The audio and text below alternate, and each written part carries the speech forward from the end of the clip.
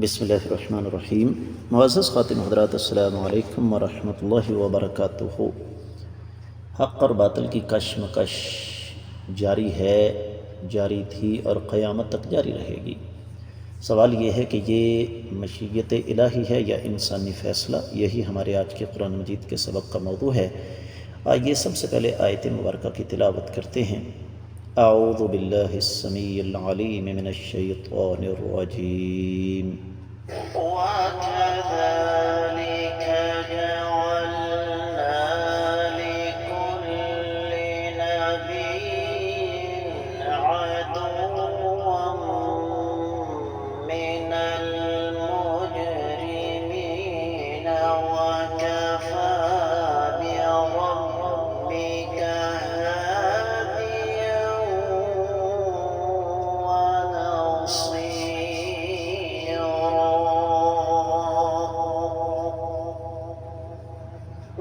وَكَذَلِكَ جَعَلْنَا لِكُلِّ نَبِيٍّ عَدُوًّا مِّنَ الْمُجْرِمِينَ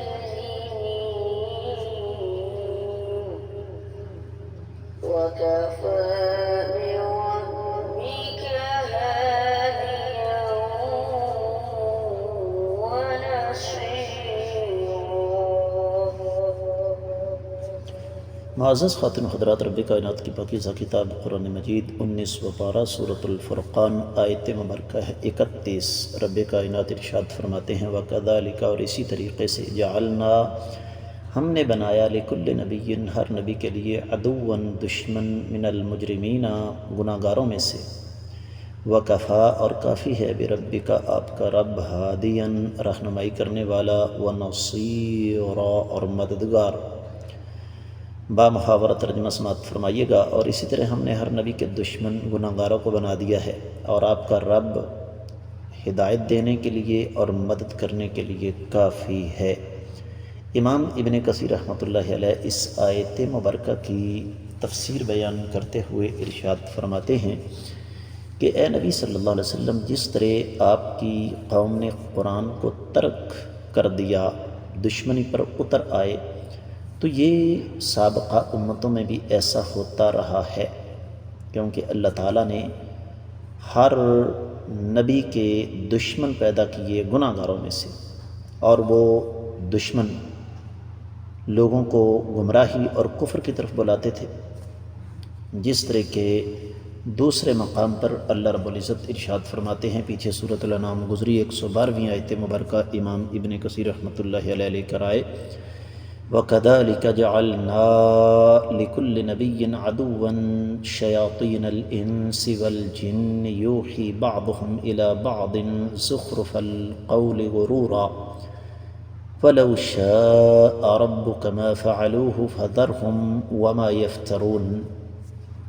اور اسی طریقے سے ہم نے ہر نبی کے لیے شیطانی انسان اور جن دشمن بنا دیے، جو ایک دوسرے کو باتیں بتاتے تھے دھوکے والی، اور اگر آپ کا رب یہ چاہتا تو یہ کبھی ایسا نہ کرتے، آپ ان کو اور جو یہ جھوٹ باندھتے ہیں اس کو چھوڑ دیں۔ اور اسی طریقے سے امام ابن کثیر رحمۃ اللہ علیہ فرماتے ہیں وَكَفَىٰ بِرَبِّكَ هَادِيًا وَنَصِيرًا کی تفسیر بیان کرتے ہوئے کہ جو شخص بھی رسول صلی اللہ علیہ وآلہ وسلم کی پیروی کرے گا، کتاب مقدس پر ایمان لائے گا، اس کی تصدیق کرے گا اور اس کتاب کو عملی طور پر اختیار کرے گا، تو اللہ تعالیٰ اس کو ہدایت دینے والے، اس کی مدد کرنے والے ہیں، دنیا میں بھی اور آخرت میں بھی۔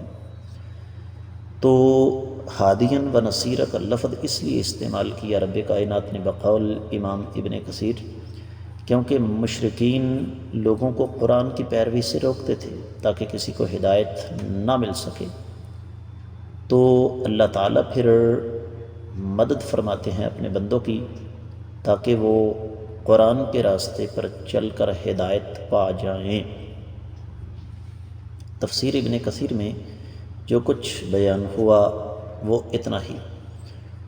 دیگر کتب تفسیر کا اگر جائزہ لیا جائے تو اہل علم نے معمول کے مطابق سب سے پہلے ایک مناسبت ذکر فرمائی ہے۔ خاص طور پر ابن بادس نے اپنی تفسیر میں فرمایا ہے کہ جب کائنات کے امام صلی اللہ علیہ وآلہ وسلم نے اپنی قوم کا شکوہ کیا تو رب کائنات نے آپ کو تسلی دی اور آپ کو صبر اور استقامت کا حکم دیا اور ساتھ امید دلائی۔ اسی طریقے سے اسی مناسبت کو آگے بڑھاتے ہوئے امام راضی فرماتے ہیں کہ رب کائنات نے یہاں پر واضح فرما دیا کہ اے میرے نبی صلی اللہ علیہ وسلم، یہ کوئی کام آپ کے ساتھ نیا نہیں ہو رہا، بلکہ سابقہ انبیاء کے ساتھ بھی ایسا ہوا ہے۔ تو جس طرح انہوں نے صبر اور استقامت کا مظاہرہ کیا، آپ کو بھی ایسے ہی کرنا چاہیے۔ اس لیے فرمایا وَكَذَلِكَ جَعَلْنَا لِكُلِّ نَبِيٍّ عَدُوًّا مِّنَ الْمُجْرِمِينَ۔ اے نبی صلی اللہ علیہ وآلہ وسلم، جو کچھ آپ کے ساتھ ہو رہا ہے یہ کوئی نئی چیز نہیں ہے، بلکہ سابقہ اقوام نے اپنے انبیاء کے ساتھ ایسے ہی کیا۔ امام ابن جریر، امام قرطبی، امام سعدی اور امام شنقیطی، اسی طریقے سے ابن عاشور نے اپنی تفسیر میں اس بات کا جزم فرمایا ہے کہ آپ کو اس راستے پر چلنا چاہیے جس راستے پر سابقہ انبیاء چلے، اور ان کا راستہ صبر، استقامت اور ثابت قدمی کا تھا۔ ان کو بھی تکالیف آئیں، ان کو بھی مخالفت کا سامنا کرنا پڑا۔ تو یہ دراصل اس سوال کا جواب ہے جو ہم نے اپنے موضوع میں اٹھایا ہے کہ حق و باطل کی کشمکش یہ انسانی اختیار نہیں، بلکہ یہ مشیت الہی ہے۔ انسانی اختیار کی باری بعد میں آتی ہے۔ اور یہ جو فرمایا نا وَكَفَى بِرَبِّكَ هَادِيًا وَنَصِيرًا، اس حوالے سے مفسرین کرام نے بڑی تفصیل سے روشنی ڈالی۔ خاص طور پر فقیہ العصر امام ابن عثیمین رحمۃ اللہ علیہ فرماتے ہیں کہ جب رب کائنات نے اس بات کا تذکرہ کر دیا کہ ہر نبی کے دشمن اللہ نے گناہ گاروں میں پیدا فرمائے، اور ظاہر بات ہے وہ گناہ گار رسالت کی مخالفت کرتے تھے، نبوت کی مخالفت کرتے تھے، اور اس کے دو طریقے تھے ان کے پاس، یا تو وہ لوگوں کو گمراہ کرتے تھے اور انبیاء اور رسولوں کی دعوت سے روکتے تھے، یا پھر آگے بڑھ کر وہ پھر انبیاء کے ساتھ لڑائی کرتے تھے، ان کو قتل کرتے تھے، ایمان والوں پر چڑھائی کرتے تھے۔ تو رب کائنات نے فرما دیا وَكَفَى بِرَبِّكَ هَادِيًا، کہ ایک طرف تو یہ جو پہلا کام ہے ان کا لوگوں کو اللہ کی راہ سے روکنا، اس کے مقابلے میں اللہ تعالیٰ ہدایت دینے والے کافی ہیں۔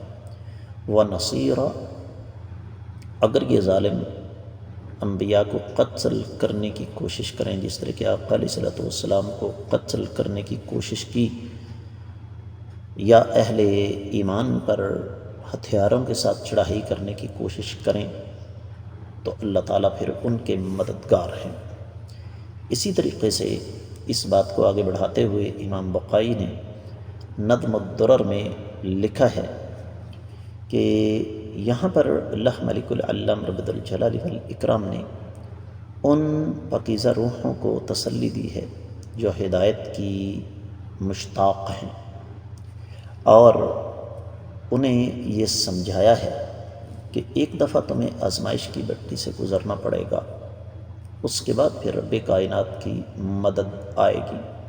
گویا کہ رب کائنات یہ سمجھانا چاہتے ہیں کہ آپ لوگ گھبرائیں نہیں، غم زدہ نہ ہوں، اس لیے کہ کافروں کے پاس وہ چیز نہیں جو تمہارے پاس ہے، اور وہ ہے اللہ تعالیٰ کی مدد، اللہ کی تائید و نصرت۔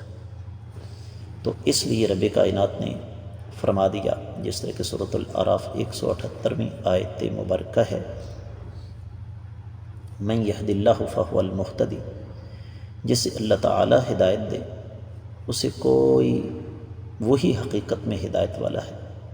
سورہ آل عمران 160ویں آیت مبارکہ ہے، ان ینصرکم اللہ فلا غالب لکم وان یخذلکم فمن ذا الذی ینصرکم من بعدہ، اگر اللہ تعالیٰ تمہاری مدد فرمائیں تو تم پر کوئی بھی غالب نہیں آ سکتا، اور اگر رب کائنات تمہیں رسوا کرنا چاہیں تو اللہ کے بعد کون تمہاری مدد کرے گا۔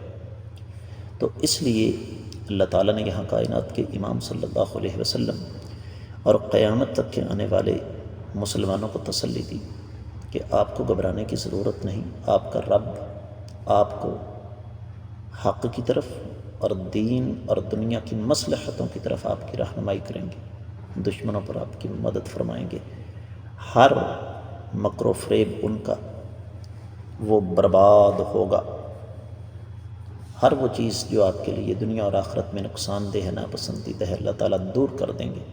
تو آپ دشمنوں کی پرواہ نہ کریں، بلکہ جس راستے پر اللہ تعالیٰ نے آپ کو چلایا ہوا ہے، اللہ تعالیٰ پر بھروسہ کرتے ہوئے اس راستے پر صبر اور استقامت کے ساتھ چلتے چلے جائیں۔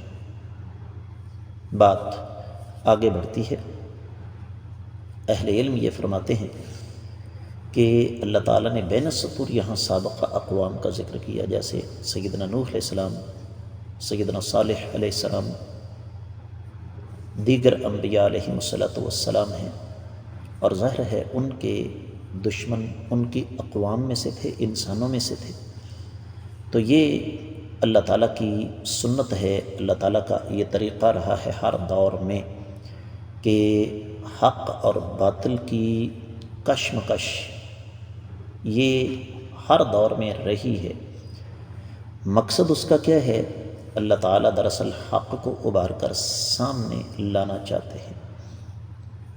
اور یہاں پر ایک بڑا قیمتی جملہ ہے، کہتے ہیں وَفِي هَذَا بَيَانٌ أَنَّ اللَّهَ تَعَالَى كَافٍ فِي هِدَایَةِ قَوْمِهِ الَّذِينَ أَعْرَضُوا عَنْهُ وَأَصَرُّوا عَلَىٰ عَدَاوَتِهِمْ، کہ یہاں رب کائنات نے بیان فرما دیا کہ جو لوگ منہ موڑتے ہیں نا اہل حق کے ساتھ، اللہ تعالیٰ کی تائید و نصرت ہے، اللہ تعالیٰ کافی ہیں۔ اللہ تعالیٰ چاہتے تو زبردستی ان کو ہدایت دے دیتے، لیکن رب کائنات ایسا نہیں چاہتے۔ اور پھر آپ یہ دیکھیں کہ اس مناسبت سے صحیح بخاری کی ایک حدیث ہے 3231 میں، جب کائنات کے امام صلی اللہ علیہ وآلہ وسلم پر اہل طائف نے ظلم و ستم کے پہاڑ توڑے تو آقا علیہ السلام نے کیا ارشاد فرمایا کہ ہو سکتا ہے اللہ تعالیٰ